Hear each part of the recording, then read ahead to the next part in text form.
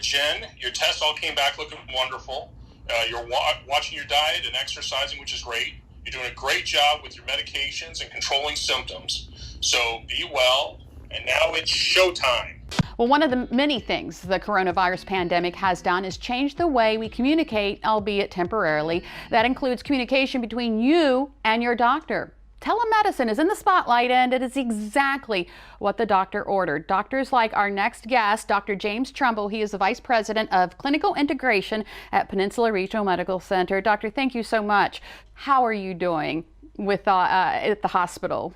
So far, so good.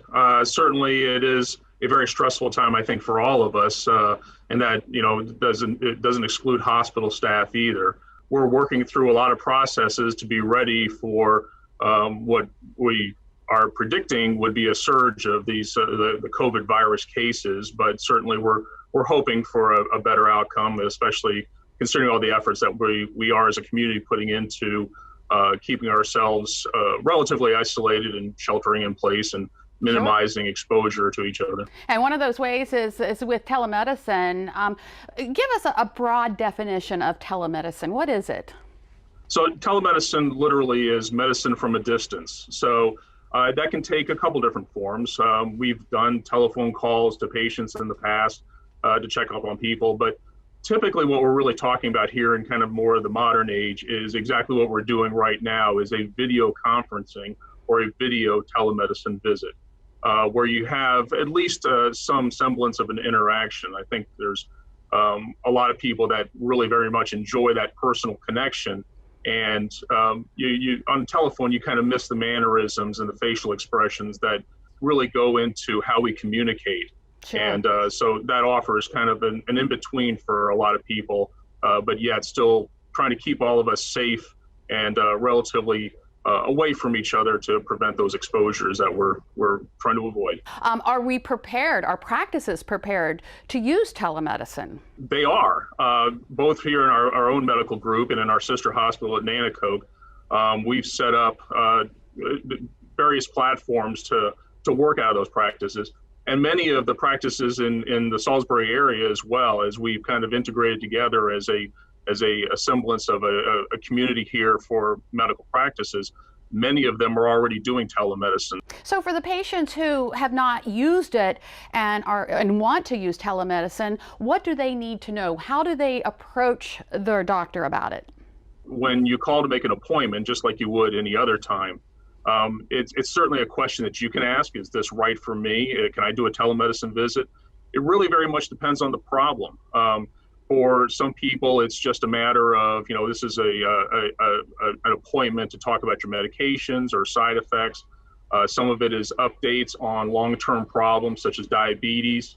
But we're getting more and more adept at this and able to take on other problems such as sick visits and more complex visits. And, and I've said this a few times here recently, kind of paraphrasing Voltaire, that we can't let perfect be the enemy of good. We need to be able to use these modalities in new ways and in ways that we hadn't really considered even in the past in order to try to protect ourselves and our community. So with that said, do you think that telemedicine could become the norm after this is all over? I would say we're probably going to leap years ahead of what we would have been had it not for these circumstances. So will it become normal? It's certainly, to some degree, yes. It's certainly going to be much more common. I think that, once this crisis is over, months, year and a half from now, as at the very latest, I hope, that we'll be using telemedicine much more actively and to a greater engagement for patients in the area. And we'll see what the benefit is, because we're already seeing how this really truly benefits those with chronic diseases, those who have a hard time getting out or have transportation issues.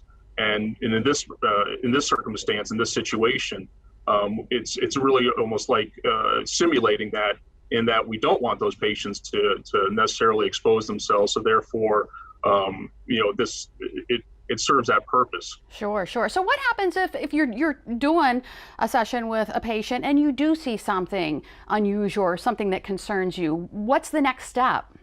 It depends on the problem.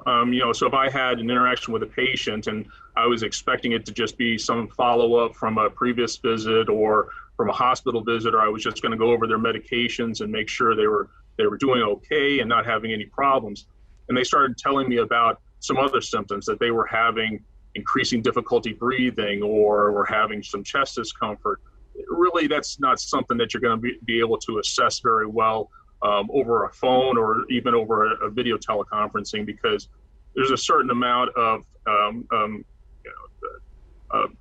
I would say touching, but it's going to be hands-on medical care. Sure. That you're going to have to do in those cases that really are going to require an in-person visit. And depending on the severity of those complaints, it may be something in the office, an urgent care, or even the ER if it's really severe. All right. I think it's the wave of the future, certainly the sign of the times. Dr. James Trumbull is the Vice President of Clinical Integration at Peninsula Regional Medical Center. Thank you so much for taking time out, and stay safe. Thank you for having me. You stay safe too. Thank you.